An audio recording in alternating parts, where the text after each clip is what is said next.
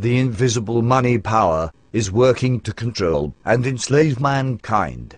It financed communism, fascism, Marxism, Zionism, socialism. All of these are directed to making the United States a member of a world government. Billy Graham. You are a den of vipers. I intend to rout you out, and by the eternal God, I will rout you out. If the people only understood the rank injustice of our money and banking system, there will be a revolution before morning.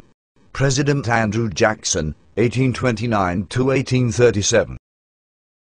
I am concerned for the security of our great nation, not so much because of any threat from without, but because of the insidious forces working from within.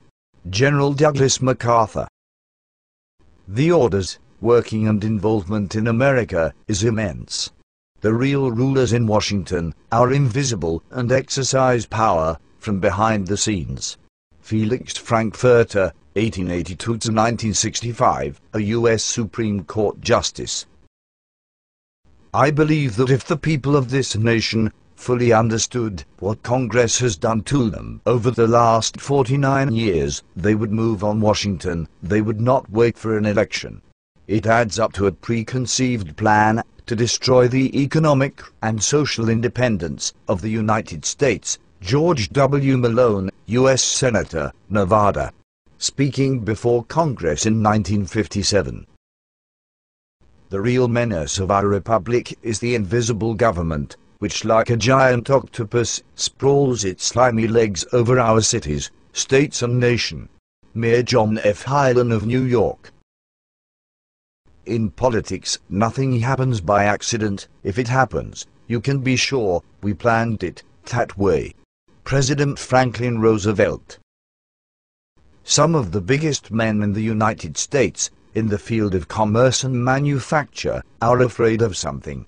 They know that there is a power somewhere, so organized, so subtle, so watchful, so interlocked, so complete, so pervasive, that they had better not speak above their breath when they speak in condemnation of it.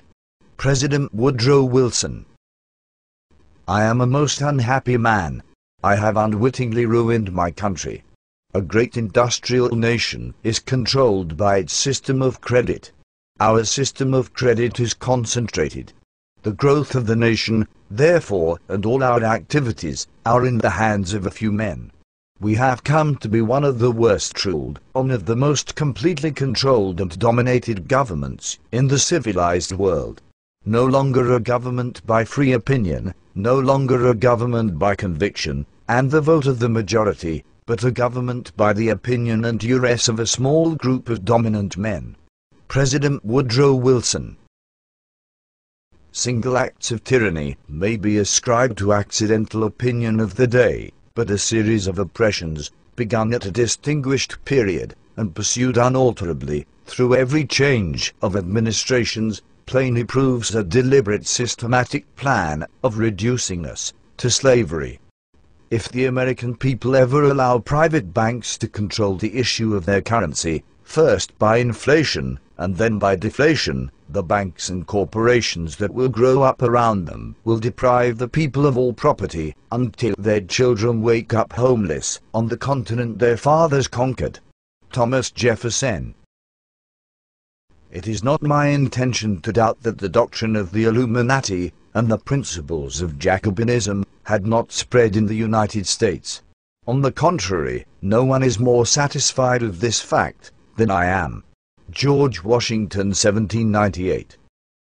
Ladies and gentlemen, the very word secrecy is repugnant in a free and open society, and we are, as a people, inherently and historically opposed to secret societies, to secret oaths, and to secret proceedings. For we are opposed around the world by a monolithic and ruthless conspiracy that relies primarily on covert means for expanding its sphere of influence, on infiltration instead of invasion, on subversion instead of elections, on intimidation instead of free choice.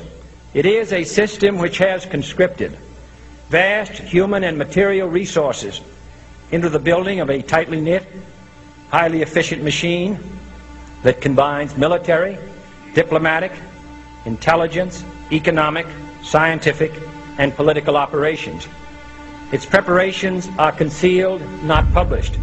Its mistakes are buried, not headlined. Its dissenters are silenced, not praised. No expenditure is questioned, no secret is revealed. That is why the Athenian lawmaker Solon decreed it a crime for any citizen to shrink from controversy. I am asking your help in the tremendous task of informing and alerting the American people, confident that with your help, man will be what he was born to be, free and independent.